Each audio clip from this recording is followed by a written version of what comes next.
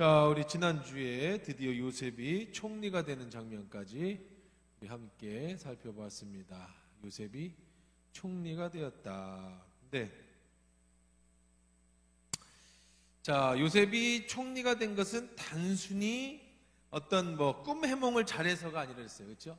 요셉이 꿈 해몽을 잘했으면 총리가 아니라 마술사나 아니면 주술사나 아니면 나라의 그전 어떤 대장, 어떤 왕에게 어떤 주술로서 어떤 그 추장과 같은 역할을 하는 그런 역할을 했겠죠. 요셉이 총리가 될 수 있었던 것은 꿈 해몽이 아니라 그랬어요. 꿈 해몽이 물론 계기가 됐지만 그것은 요셉에 뭐가 있었다? 지혜가 있었어요. 지혜. 어떤 지혜가 있었죠?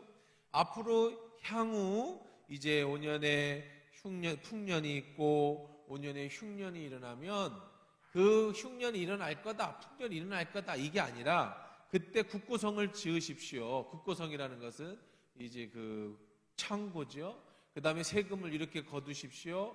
그리고 이렇게 해서 해야 됩니다라고 하는 앞으로 미래의 청사진을 제공해 주는 거죠. 요즘 한국 사회에도 필요한 건 미래의 청사진이에요. 우리나라만큼 이 동방의 예의지국이 없고요. 중국의 유교가 우리나라에 전해졌습니다. 대한민국에. 그런데 사실 이 유교라고 하는 이거는 중국에서 이미 도태된 지가 오래야. 그래서 한 20년 전인가 15년 전에 한참 우리나라 그런 그 이슈가 됐던 책 한 권 있었죠. 공자가 죽어야 나라가 산다. 그 얘기가 뭐냐면 이 공자사상, 유교의 공자사상, 이 공자사상이라는 것이 이 어떤 거예요? 스승을 존경하고 부모를 공경하고 위아래 조상을 섬기고 좋아요. 우리 동방예의지국 아닙니까? 우리는. 그런데 이게 우리의 발목을 잡아. 이게 가장 이제 대한민국으로 가고 이 대한민국의 이 유교가 어디로 갔느냐면 일본으로 갔어요. 일본. 근데 이 더 심각한 나라가 일본이죠. 일본은 아주 이쪽에 그 선후배 관계, 나이 이런 게 너무 강해가지고 옛날에 쓰나미가 몰려와가지고 지금 방사능이 유출됐는데 왜 바로 즉시 그 문제를 해결하지 않았느냐? 그걸 이야기하면 자기 상사들이 다칠까봐 그냥 쉬쉬쉬 한 거예요. 지금 방사능이 오염됐는데 자기들 그 일본의 조직을 보호하기 위해서 쉬쉬쉬 하다가 아주 엄청난 그런 비극을 맞이했잖아요. 일본 사회가 그래요. 일본 사회가 왜 도요타가 망하고 또 그 소니가 망하느냐? 결국은 그들의 이런 사회, 이 많이 따라온 유교적인 이런 사회, 상하를 나누어서 그 계급 중심으로 내려오고 자기를 보호하는 이런 사회가 한국이 사실은 그런 일본을 따라가다가 몇 년 전부터 이제 삼성이나 이런 대기업 중심으로 이것들 막 무너뜨리기 시작해요. 이제는 직급, 직책 이런 거 없애기 시작해요. 그러면서 이제 자체 내에서 사람을 뽑을 때도 블라인드 테스트, 어느 학교를 나왔는지, 나이가 몇 살인지, 성별 이런 거를 구별 안 하고 이제 뽑겠다. 그리고 직책에 대해서도 이제 옛날에는 상무니, 전무 이런 이게 다 일본서 온 거예요. 우리나라가 다 이런 그런 직책은 전부 일본서 온 직책이에요. 우리가 이제 일본서 배워온 것들이니까. 근데 미국만 가면 그런 직책이 없어요. 미국은 바이저, 슈퍼바이저. 바이저하고 슈퍼바이저가 있어요. 내 위에 직속 상관. 그 슈퍼바이저가 이렇게 다 전체적으로 다스리는 거 지체하는 직책이에요. 그리고 나머지는 전부 그냥 이름 불러요. 그냥 그래서 이제 우리나라도 그걸 없애려고 많이 이제 기업마다 무너뜨리죠. 그래서 이제 이름을 부르는 기업들, 영어식 이름을 부르는 기업들, 이제 전문이, 상문이 이런 것들이 다 없어지는 그런 추세가 됐습니다. 그런데 이제 그게 다 뭐냐면 이런 유교의 공자 사상이라는 거예요. 자, 그러한 사상에 내려오니까 이제 나라가 어떻게 되느냐? 자꾸 고령화돼. 자꾸 위에서 정체가 되는 거예요. 젊은 사람들의 빠릇빠릇한 생각과 창의적 아이디어가 묵살되고 옛날에 해오던 식으로 일본처럼 그렇게 되면 나라가 되겠느냐? 안 된다. 그래서 이제는 점점 우리나라도 젊은 사람들을 좋아하기 시작해. 너 너무 하리만큼. 그렇죠? 그래서 이제 뭐 30대 야당 총수. 말도 안 되는 얘기잖아요. 30대 한 번도 국회의원이 돼보지 않은 야당 총수가 이제 나타나가지고, 야당 총수면 여당의 대총수가 누구예요? 대통령이잖아요. 대통령하고 맞먹는 거예요. 야당 대표니까. 둘이 손잡고 가서 국정을 논해. 대통령이 30대 야당 총수하고 국정을 논해야 돼. 이게 막 성별, 나이가 완전히 뭉개지고 차별이 없어지는. 왜? 이제는 창의적인 생각, 이것을 성경으로 말하면 지혜라고 얘기하는 거예요. 우리는 이제 창의적 생각이라고 하죠. 창의적인 생각.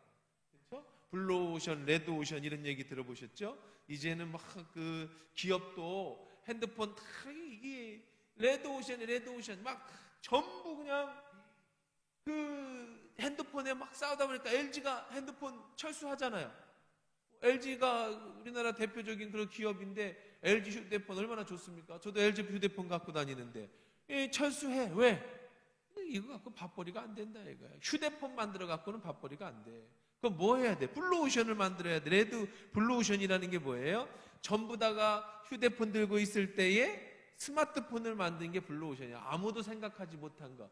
젊은이의 창의적 생각. 이런 창의적 생각, 이런 창의적이고 지혜적인 생각이 이제 앞으로 밥 먹여주는 거지. 옛날에 고리타분한 나이 든 사람들의 올드한 생각, 이것도 필요할 때는 있어요. 유괴 공자의 그런 사상이 필요할 때는 있지만 이것 따져 먹고 살다가는 밥벌이가 안 돼. 못 먹고 산다고요. 언제까지 그 어르신 하면서 밥 먹고 살겠어요. 이게 잘 조화가 돼야 되지. 신구가 잘 조화가 돼야 되지만. 자, 요셉이 총리가 될 수 있었던 건 나이도 아니고 그 다음에 출신도 아니에요. 신분도 아니에요. 요셉은 신분도 노예 출신이잖아요. 그가 총리가 될 수 있었던 건 전적인 지혜였어요. 앞으로 흉년과 풍년을 어떻게 지낼 건가. 그 흉년과 풍년을 만들어내는 그 창의적 생각은 어디서부터 오는 거예요? 하나님으로부터 오는 거예요. 그러니까 우리 아이들에게 신앙으로 바르게 가르쳐야 될 이유가 여기 있어요. 좋은 대학이 문제가 아니야. 앞으로는요. 서울대학 나오는 게 문제가 아니라고요. 창의적 생각을 가지는 게 문제예요. 어떻게 하면 창의적인 생각을 가지고 남들과 다른 것들로 만들어낼까? 그게 어디서 오느냐? 하나님으로부터 오는 거예요. 하나님으로부터 오는 것뿐만 아니라 뭐도 와요? 지혜가 세상에 경험에서부터 많이 오죠. 경험. 자, 아이들이 경험을 많이 해야 돼. 그래야 그것이 창의적 생각으로 나중에 나오는 건데, 지금 한국 사회가 아이들 경험을 시켜줄 수 있는 사회가 아니잖아요. 온통 다 그 학원에다 집어넣고 막 푸시하고 대학, 사실 막 목숨 걸고 애들이 20살까지 공부해서 대학을 가는데 대학에서 창의적 생각을 못 해낸다는 거야. 그러니까 다 헛수고를 하는 거야. 그냥 세상 말로 뻘짓하는 거예요. 그냥 학교 가서 열심히 공부해서 연세대학, 고려대학, 서울대학 뭐 좋은 대학 가서 박수치고 야 나오면 할 게 없어요. 공무원 하겠다고 그냥 막 머리 내밀고. 공무원이 나쁘다는 게 아니야. 왜 공무원을 하려고 하는가 생각해 봐야 돼. 왜 공무원 하려고 그래? 안정된 직장이야. 창의적 생각이 필요 없다는 거예요. 그냥 철밥통 들어가기만 하면 안 쫓겨나고 내가 인생 즐길 수 있다. 그런 데에서 뭐가 나오겠어요? 공무원이 나쁘다는 거 아니에요. 못 가지. 뭐 공무원도 시험 보기 얼마나 어려운데요. 왜 그렇게 지금 사회가 그렇게 공무원, 교사 이런 데 목을 매느냐? 밥벌이 그냥 철밥통 죽을 때까지 내가 그냥 가겠다. 안정적이잖아요. 이런 창의적 생각이나 지혜를 내가 펼칠 데가 없어요. 왜? 대학교 때까지 공부만 했으니 이게 돌아가야지. 창의적 생각이 나올 수가 있어야지. 그래서 아이들에게 이런 경험을 많이 시켜줘야 돼요. 사회가 안 돼. 제가 이제 20, 30대, 40대는 그래서 아이들 데리고 해외로, 국내로 지금 17, 8차 됐는가 모르겠습니다만 주야장창 애들을 데리고 다닌 게 그거예요. 위험하죠. 해외 나가 다치기라도 하면 어떻게 할 거야. 돈은 얼마나 들어요. 그래도 자꾸 어거지로 끌고 가서 경험시키는 것은 아이들 머릿속에 이것이 언제 그것이 발달하냐. 애들을 키우는 건 다 모판에다 모 심는 거하고 똑같아. 대나무 심는 거하고 똑같아. 당장 아무것도 안 나타나요. 그렇죠? 그런데 이게 자라야 돼. 가을이 될 때까지 기다려줘야 돼요. 어른들은 달라요. 어른들은 은혜 받으면요, 오늘 은혜 받으면 헌금도 많이 낼 수 있고, 은혜 받으면 전도도 열심히 해올 수 있고, 은혜 받으면 성전도 막 지을 수 있어요. 어른들은 그래요. 근데 애들은요, 아무리 은혜 받았다고 해도 그런 거 못해.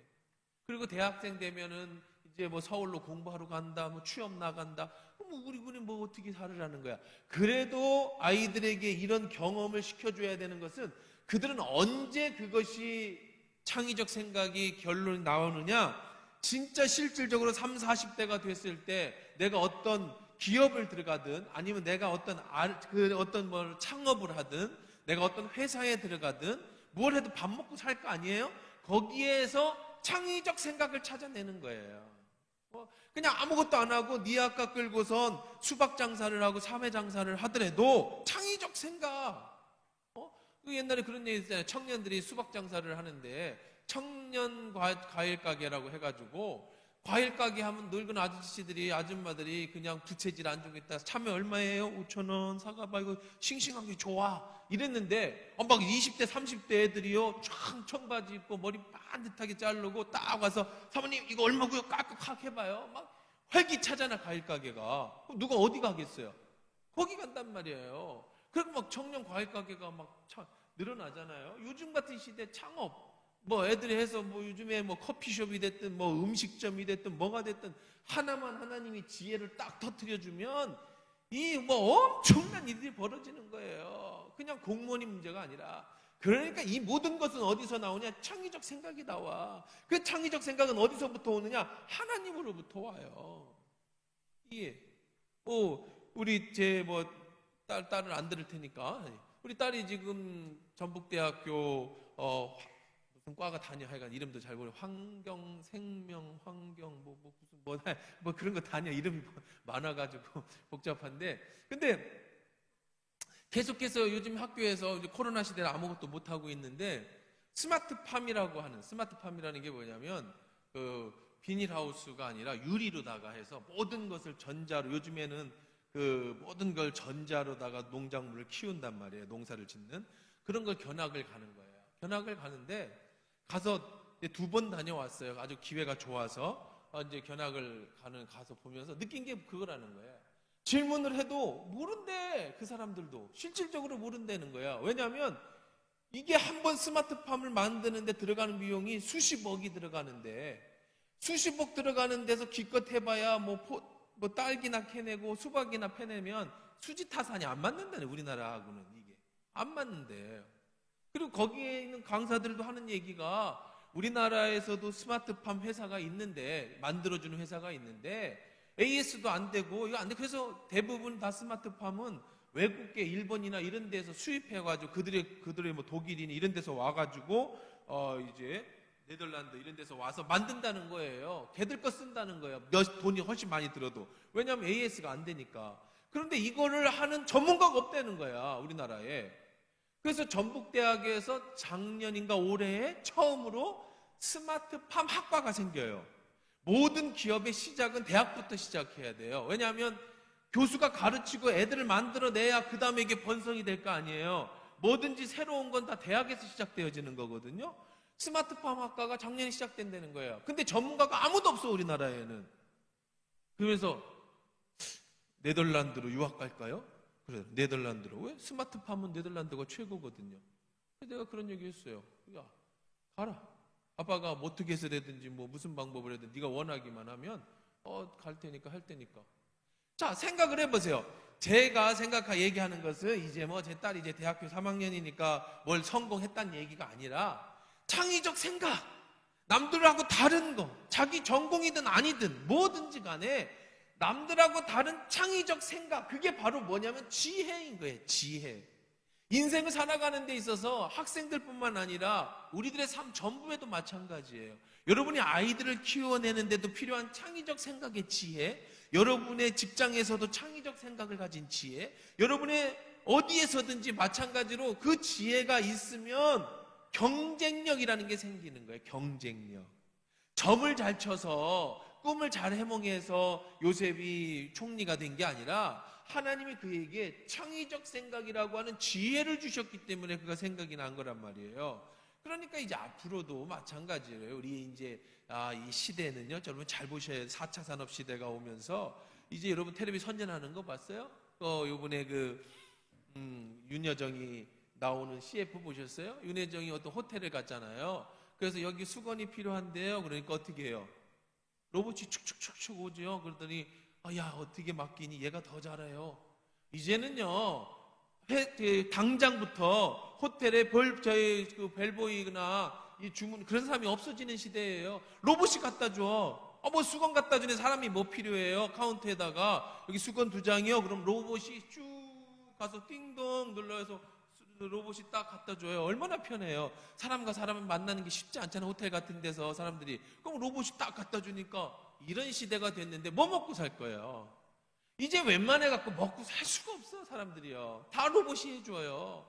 이제는 뭐 당장 없어지는 게 몇 년 안에 없어질 게 뭐예요? 기사들 없어지잖아요. 다 인공지능. 지금은 무인 시스템으로다가 차량이 다 오면 요즘 나오는 차는요 1단계, 2단계, 3단계가 있는데 지금 1.5단계에서 2단계 정도의 무인 자동차가 움직여요. 그게 어느 정도냐면 이런 그 자동차 전용 도로나 고속도로 같은 데에서는요 그냥 핸들만 잡고 있으면 자기가 알아서 내비대로 그 끝까지 가주는 게 2단계예요. 지금 3단계 준비하는 게 뭐냐면 테슬라 애들은 이런 국도도 다 자기가 알아서 해. 근데 이제 이게 문제가 많아지니까 자꾸 사고 나니까 아직 개발이 거기까지 안 돼서 문제가 있는 거지. 이미 다 돼 있어요. 안전하냐는 것을 계속 지금 공부하고 있는 거예요. 그러니까 지금 이미 뭐예요? 다 무인 자동차는 다 나왔어요. 이것은 이제 안전성 시험하고 있는 단계예요. 택배 이제 뭐가 떠요? 이제 드론. 우리 집에 몇 동 날아서 내려주는 드론. 이제 그 시형화되는 대형 드론이 사람이 타면 헬리콥터처럼 이렇게 드론 택시가 이제 개발이 돼서 이제 실험하고 있어요. 이제 집으로 전화를 하는 거예요. 띡동 전화 핸드폰으로 눌러요. 그럼 집 앞마당에 드론이 쭉 내려요. 사람 태우는 드론이. 그럼 내가 거기 앉아. 그럼 저절로 드론이 쭉 올라가. 헬리콥터가. 드론이야 드론. 양쪽 날개 달린 드론. 그게 쭉 가서 다시 거기다 딱 내려줘요. 이런 시대가 이제 곧 도래한데 이제는 창의적 생각과 지혜가 없으면 단순 노동이나 이런 것으로는 이제는 더 이상 우리가 인간이 먹고 살기는 어려워지는 시대가 됐다. 편해지면서 도리어 힘들어지는 시대. 그럼 거기에 뭐가 필요하다? 창의적 지혜가 필요하다. 이러니까 시대는 이렇게 변하고 있어요. 기업들도 이제는 여러분이 모르는 지금 이 순간에도 엄청난 창의적인 그런 생각 가지고 요즘 돌아다니는 거 보세요. 전기차, 수소차. 기름 안 넣는다니까 차들이. 이런 시대로 바뀌고 있어요. 여러분들 그래서 요셉을 통해서 우리가 배울 수 있었던 거 뭐예요? 이런 지혜, 창의적 생각은 어디서부터 온다? 하나님께로부터 온다. 그러니까 여러분 신앙생활 잘해야 돼요. 문명이 더 발전해지고 과학이 더 발전해지고 세상이 더 빨라지고 한다 할지라도 여러분 우리의 경쟁력은 어디서 나오느냐? 하나님으로부터 나와요. 이 고리타분한 것 같은 예배에서 나오는 거예요. 이런 4차 산업에 발달한 이 시대에 딱딱한 의자에서 이렇게 설교를 듣는 게 너무 안 맞는 것 같잖아요. 지금 시대에. 근데 여기에 경쟁력이 나오는 거예요. 왜? 그 지혜는 하나님으로부터 오니까. 이건 인공이 해줄 수가 없어요. 하나님이 주시는 지혜. 사람이 요즘에 인간 복제를 하면서 하나님 앞에 하나님 나도 이제 하나님 됐습니다. 이야 너 똑똑하구나. 우리 경쟁합시다. 누가 더 사람을 잘 만들어내나. 하나님은 그래 하자. 대신에 네 흙 갖고 해라. 네 흙 갖고 해라. 인간 복제, 인간은요 하나님을 뛰어넘을 수가 없어요. 인간을 복제해도 결국 사람을 복제하는 거지 사람을 만들어내지 못해. 아무리 세상에 말해서 피를 만들어내지 못해요. 헌혈해야 되는 거예요. 피는 못 만들어내는 거예요. 장기를 이식해서 새로운 장기를 만들어낼 수 있어도 기본 장기는 못 만들어내는 거예요. 이게 인간의 모습이라고. 그러면 계속해서 이제 요셉이 이런 창의적 생각으로 뭐가 됐다? 총리가 됐다. 여러분들도 뭐 해야 돼요? 창의적 생각을 달라고 기도해야 돼요. 지혜 달라고 기도해야 돼요. 여러분 자녀들에게도 지혜 달라고 기도해야 돼요. 그것이 맞아야 돼요. 여러분들 정말 저는 이제 우리 애들 보면 리더 캠프 하면서 이렇게 큰 애들 보면 진짜 너무 축복받은 애들이에요. 이제 애들이 어떻게 클까? 지금 보기에는 뭐 요셉도 감옥에 있을 때는 어땠어요? 이놈이 뭐가 되겠어? 그렇죠? 이 히브리 노예가 뭐가 되겠어? 거기다 대고 꿈 하나 해몽 잘해줬는데 나가가지고 안 들어오니. 그런데 하나님이 한순간에 탁 쳐주니까 어느 순간에 탁 되니까 탁 깨어나더라. 준비해야 돼. 개구리가 조금 줄였다가 빵 터지듯이. 여러분들 우리는 항상 준비하고 있어요. 여러분 개인들도 여러분 자녀들도 우리 자신들도 어떻게 하나님 써주실지 몰라. 어떤 일이 일어날지 몰라. 움츠리고 있어요. 언제 하나님이 뭐 하시면 탁 터치면 요셉처럼 한순간에 창의적인 생각. 자, 시간이 없어 46절에 현재 또 진도 나갑니다. 46절부터 57절 같이 읽어요. 시작. 요셉이 41장이에요. 혹시 모르시는 분을 위해서 창세기 41장 46절 시작. 요셉이 애굽 왕 바로 앞에 설 때에 30세라. 그가 바로 앞에 떠나 애굽의 온 땅을 순찰하니 7해 풍년의 토지 소출이 심히 많은지라. 요셉이 애굽 땅에 있는 그 7년 곡물을 거두어 각 성에 저장하되 각 성읍 주위에 밭에 곡물을 그 성읍 중에 쌓아두매 쌓아둔 곡식이 바다 모래같이 심이 많아 세기를 그쳤으니 그 수가 한이 없음이었더라. 흉년이 들기 전에 요셉에게 두 아들이 나되 곧 오느의 제사장 보디베라의 딸 아스낫이 그에게서 낳은지라. 요셉이 그의 장남의 이름을 므낫세라 하였으니 하나님이 내게 내 모든 고난과 내 아버지 온 집의 일을 잊어버리게 하셨다 함이라. 차남의 이름은 에브라임이라 하였으니 하나님이 나를 내가 수고한 땅에서 번성하게 하셨다 함이었더라. 애굽 땅에 7해 풍년이 그치고 요셉의 말과 같이 7해 흉년이 들기 시작하매 각국에서 기근이 있으나 애굽 온 땅에서 먹을 것이 있더니 애굽 온 땅이 굶주림에 백성이 바로에게 부르짖어 양식을 구하는지라. 바로가 애굽의 모든 백성에게 이르되 요셉에게 가서 그가 너희에게 이르는 대로 하라 하시니라. 온 지면에 기근이 있음에 요셉이 모든 창고를 열어 애굽 백성에게 팔세. 애굽 땅에 기근이 심하며 각국 백성도 양식을 사려고 애굽으로 돌아와 요셉에게 이르렀으니 기근이 온 세상에 심함이었더라. 네, 7년이죠. 아까 제가 5년이라고 말씀드렸죠. 7년. 자, 계속해서 봅니다. 요셉이 이제 총리가 됐습니다. 총리가 돼서 설 때 나이가 몇 살이다? 30세. 예수님이 사역을 시작한 지 30세. 하나님의 뭐가 있다? 때가 있다. 하나님의 때가 있으는 거야. 그때까지 기다려야 돼. 자, 모세는 40에 쫓겨나서 80에 하나님의 때가 된 것처럼 나이는 상관없어요. 어느 때가 됐든 하나님 때가 됐어요. 30세에 때가 됐어요. 그래서 순찰을 했습니다. 그랬더니 너무 많아가지고 세기를 그칠 정도로 자 그렇게 많아졌습니다. 흉년이 들어서 요셉이 두 아들이 나되 흉 들기 전에 요셉이 두 아들이 태어났습니다. 첫 번째 아들의 이름을 뭐라고 불렀어요? 므낫세라고 얘기를 했습니다. 그 뜻은 뭐예요? 하나님이 내게 내 모든 고난과 내 아버지 온 집의 일을 잃어버리게 하셨다. 첫 번째 아들을 낳고는 이름을 므낫세라고 해서 하나님이 나의 모든 것을 갚아주셔서 그 고통을 다 잊게 하셨다. 둘째 이름을 뭐라고 지었어요? 에브라임이라 하였으니 무슨 뜻이에요? 하나님이 내가 수고한 땅에서 번성하게 하셨다 함이라. 자, 첫째 날 때는 하나님이 다 갚아주셨고 둘째는 이제 앞으로 우리의 미래가 번성케 될 것이다. 7해의 풍년이 그쳤다. 자, 풍년이 7년 풍년, 하나님의 숫자죠. 7년에 뭐가 들었어요? 풍년이 들었어요. 이 풍년은 누가 주셨어요? 하나님이 주셨어요. 오늘 그래도 우리 집사님 중에 이제 밀농사를 하시는 크게 농사지는 집사님이 계셔서 제가 전화했어요. 항상 이제 농사는 하나님이 주셔야 돼, 풍년이. 그래서 기도를 많이 합니다. 어떻게 기도를 해야 되냐? 하나님 때에 맞춰서 비를 주셔야 돼요. 때에 맞춰서 햇빛이 쨍쨍해야 돼. 지금은 햇빛이 쨍쨍해야 될 때예요. 왜냐하면 밀이 다 익어서 베야 되는데 비가 오면 안 되잖아요. 비가 오고 나서 또 다 베고 나면 또 콩을 심어야 돼. 거기 그 자리에다가. 그러면 또 콩 심고 나면 또 비가 와줘야 돼. 비가 온 다음에는 또 뭐를 심어야 돼. 거기다가. 그러니까 기가 막히게 하나님이 탁탁탁 때에 맞춰서 주셔야 돼요. 작년에는 이 밀이 올라올 때, 작년에 밀이 올라올 때 추워버려가지고 꽃이 피다가 추워가지고 밀 수확량이 많이 작년에 줄었어요. 그래서 기도를 이제 저도 그전에는 뭐 제가 농사 기도는 많이 안 했는데 이제 우리 집사님 오시고 나서부터는 농사기도를 많이 해서 오늘도 이제 밀농사가 이제 수확할 때다 목사님 기도해서 집사님 어떻게 오늘 좀 수확 잘 되고 있습니까? 그러니까 목사님 제가 밀농사 지은 일에 가장 많이 거뒀습니다. 대풍을 맞았습니다. 목사님 기도해 주셔서 감사합니다.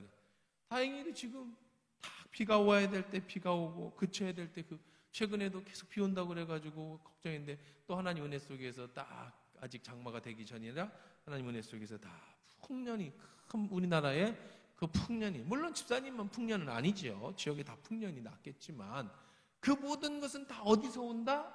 하나님께로부터 온다. 7년의 풍년이 하나님께로 온다. 그럼 반대로 얘기하면 인생은 풍년만 있는 게 아니에요. 또 뭐도 와요? 흉년도 와요. 그럼 흉년도 우리 믿는 사람에게 있어서 흉년도 누구에게로부터 온다? 하나님께로부터 온다. 절대 재수하고 절대로 뭐 그런 거 없어요. 왜? 하나님 우리의 머리털까지도 세심받으시오. 우리의 머리털까지 세심받으신 하나님, 우리 앉고 일어섬도 아시는 하나님, 우리의 넘어짐도 아시는 하나님께서 우리의 인생에 흉년이 오는 것을 모르실 리가 없다고요. 세상 사람들은 재수가 없어서 운이 없어서 그런 것이 생길지 모르지만 우리 믿는 사람들은 그런 거 없어요. 모든 것이 다 하나님이 해주시는 거예요. 자, 그러니 흉년이 올지 풍년이 올지 우리는 알아요, 몰라요? 모르죠. 그래서 하나님 앞에 우리는 뭐 하는 거예요? 기도하는 거예요. 그러니까 우리는 하나님이 필요해. 그래서 아무리 세상이 발전하고 아무리 4차 산업에 로봇이 날아다니고 모든 것이 인공지능이 왔다 갔다 하고 사람을 복제하는 시대가 와도 우리가 하나님을 의지할 수밖에 없는 것은 인생은 아무도 모르기 때문에 그래요. 근데 요셉은 지혜를 얻어서 뭐를 알았죠? 풍년과 흉년을 알았어요. 단순히 점을 쳐서 알았다는 게 아니라 그래서 뭐 할 수 있는 지혜를 얻었어요?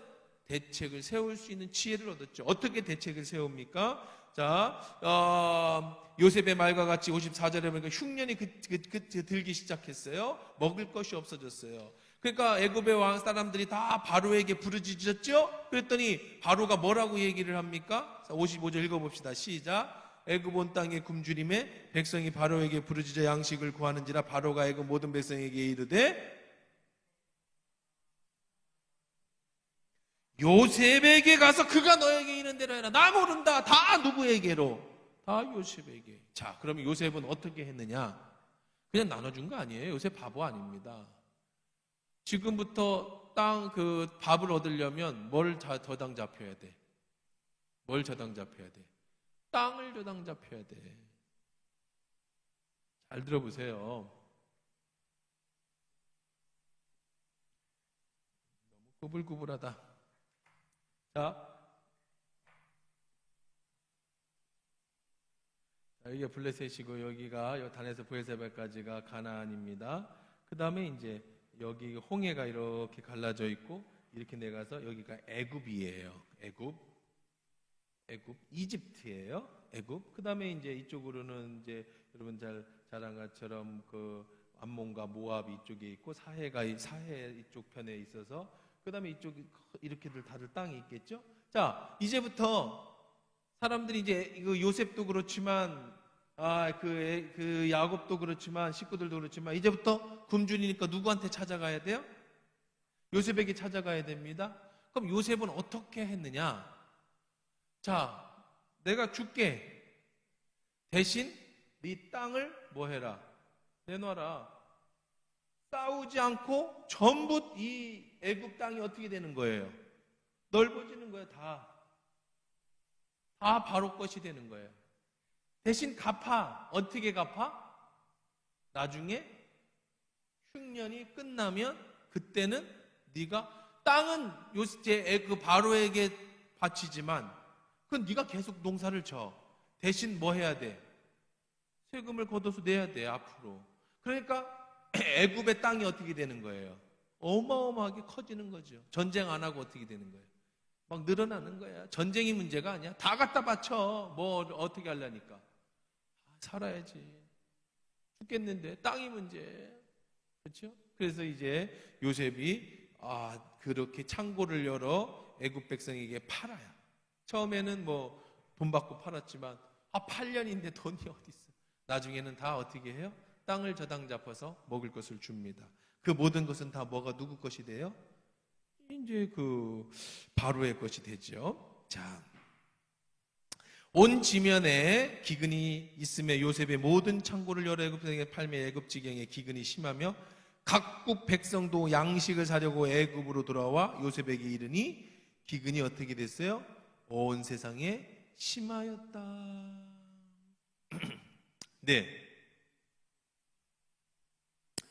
자, 42절 이제 장면이 변화됩니다. 어떤 장면으로 변화되냐면, 자, 이제 이쪽 씬이 끝났어요. 이제 카메라가 쫙 돌아 어느 쪽으로 가 이제 어디에서 살고 있는 가나안에서 굶주리고 있는 누구?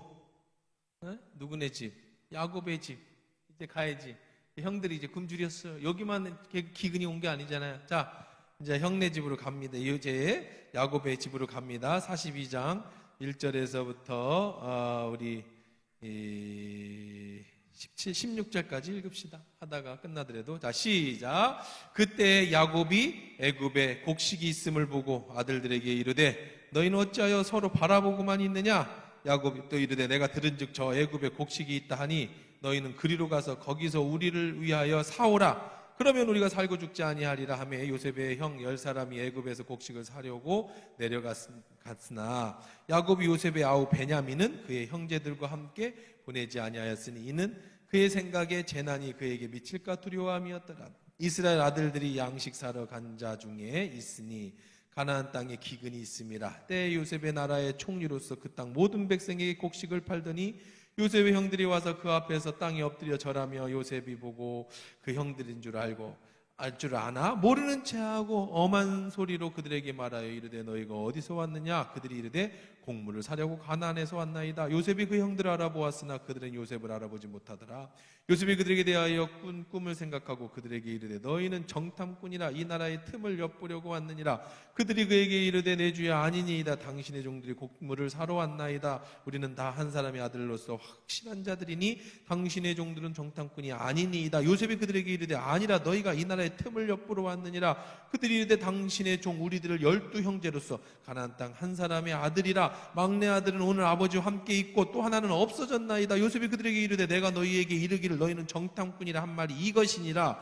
너희는 이같이 하여 너희 진실함을 증명할 것이라. 바로의 생명으로 맹세하노니 너희 막내 아우가 여기 오지 아니하면 내가 너희에게 나가지 못하리라. 너희 중 하나를 내보내어 너희 아우를 데려오게 하고 너희는 갇혀 있으라. 내가 너희의 말을 시험하여 너희 중에 진실이 있는지 보리라. 바로의 생명으로 맹세하노니 그리하지 아니하면 너희는 과연 정탐꾼이라 하고 그들이 다 함께 3일을 거두었더라.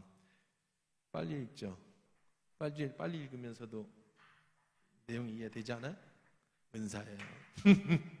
자, 성경 좀 많이 읽으세요. 성경 많이 읽으면 여러분들이 빨리 읽고 내용이 이해될 수가 있어요. 눈 좋을 때 읽어야 돼. 눈 나빠도 읽어야 돼. 핑계 대지 말고 계속 읽으세요. 자, 이 집안의 문제가 심해요. 이 집에 무슨 문제가 심해? 이 집안의 문제가 심한 집안이에요. 이 집안이. 그러니까 하나님이 선택해서 그래도 우리가 보기에 정말 하나님의 아브라함의 자손 그 명문 집안이 된 거지. 그냥 겉으로 보기에는 명문 집안이에요. 아브라함의 후손들. 근데 이 집안은요 아주 문제가 심한 집안이에요. 첫째, 무슨 문제가 있어요? 여러분이 알고 있는 이 집안 문제, 자, 야곱의 집안 문제 좀 얘기해 봅시다. 이 집안에 무슨 문제가 있어요? 우리 들어가 봐서 알잖아요. 뭐 있죠? 크게. 편애. 이 제일 큰 문제가 뭐예요? 편애요, 편애. 이 집의 모든 문제는 어디서 생겼어요? 이 편애에서 생겼어요. 그렇죠? 이 야곱 전에부터 이 야곱 전에부터 형이 누구예요? 에서잖아. 에서와 야곱에서 이 이삭이 그렇죠? 이삭이 그리고 누구예요? 부인이 이삭 부인 누구예요? 예? 리브가. 자, 이 둘이 이삭은 누구를 편애하고 에서를 편애하고 리브가는 누구를 편애하고 야곱을 편애하고. 그렇죠? 자, 이게 이제 야곱으로 넘어왔어요. 야곱이 이제 부인이 2명 있었죠. 그렇죠? 자, 원래는 하나 얻으려고 했는데 이제 본의 아니게 2명을 한 번에 얻었어요. 그렇죠? 누구와 누구예요? 레아와 라헬. 근데 야곱은 누구를 또 사랑해요? 라헬을 편애하죠. 근데 레아와 라헬 사이에서 에나키 경쟁을 하죠. 거기에 중간에 또 누구를 넣어줘요?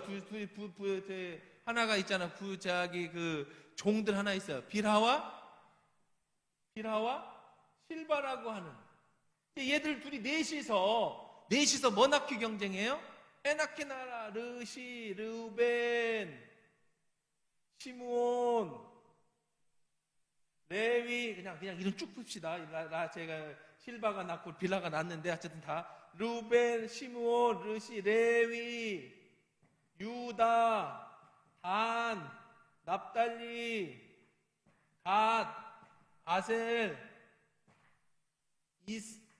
누구야? 어? 이사갈,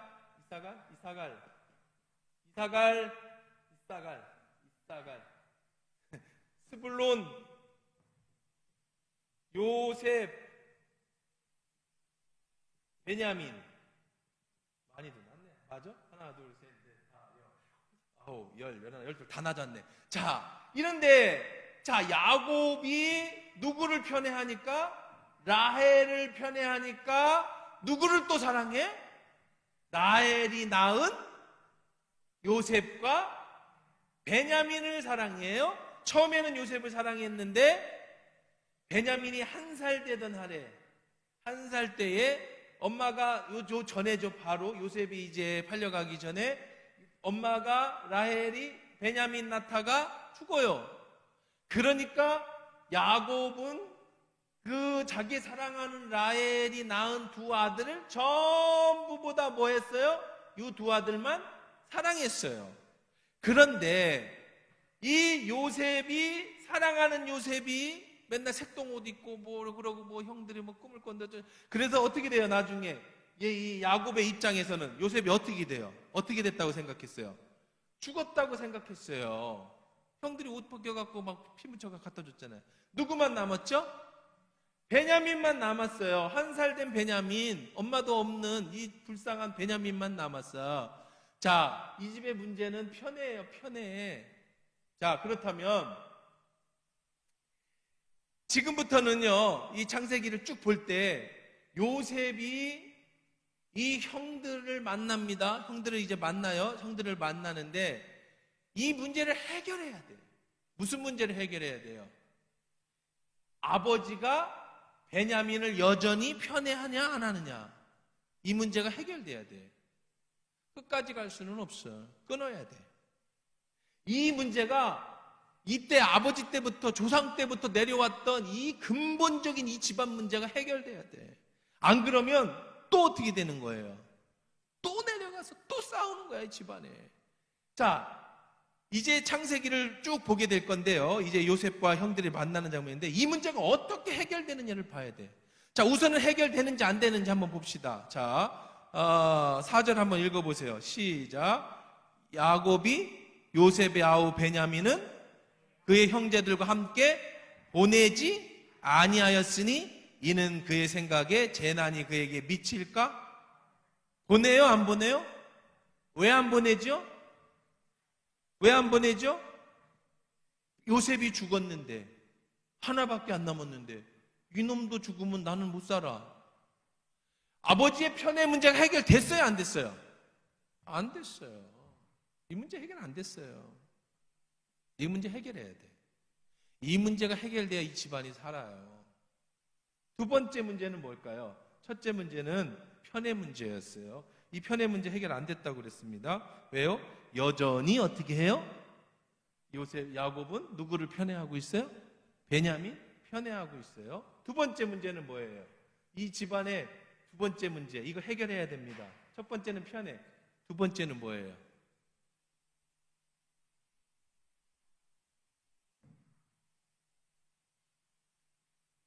아이스크림을 걸어야 되나? 두 번째 문제 뭐야? 엄청난 문제가 있지, 이 집안에.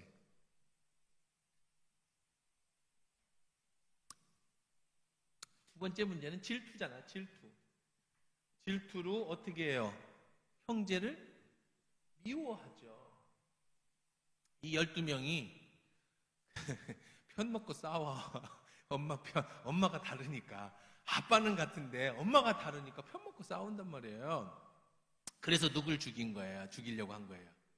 요셉을 죽이려고 했잖아요. 편 먹고 싸웠잖아요. 그래서 저놈이 질투, 형제들 간의 미움이에요. 형제들의 미움. 자, 그러면 이 형제들의 미움, 질투는 해결됐을까요? 안 됐을까요? 자, 누구를 미워하겠어요? 이제 요셉이 죽었으니까. 그럼 아버지의 편에는 여전해요, 안 해요? 여전하죠? 그러면 형들은 여전히 요셉처럼 베냐민은 어떻게 살았을까? 보기에도 하죠? 옛날에 이렇게 안짱다리로 걷는 애가 있었어요. 이렇게 안짱다리로. 그래서 얘는 왜 이렇게 안짱다리로 걷냐니까 너무 귀한 집 아들이라서 위에로 언니들이 쭉 있는 거야, 누나가.